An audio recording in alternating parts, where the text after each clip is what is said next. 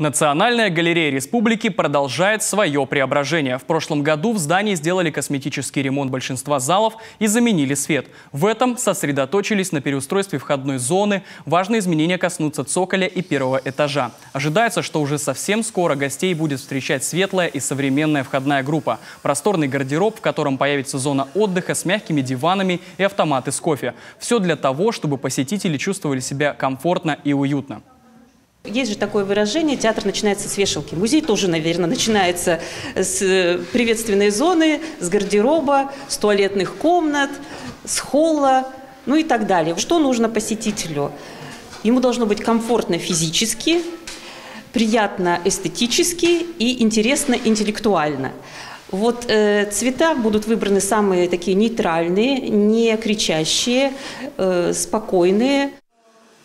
Ремонтные работы начались в галерее еще 6 декабря. Завершить их по плану должны были в начале апреля. Однако подрядчик идет с небольшим опережением, а потому обновленная галерея откроет свои двери раньше изначально установленного срока. Уже сейчас здесь готовят сюрпризы для посетителей и обещают, впереди еще много всего интересного.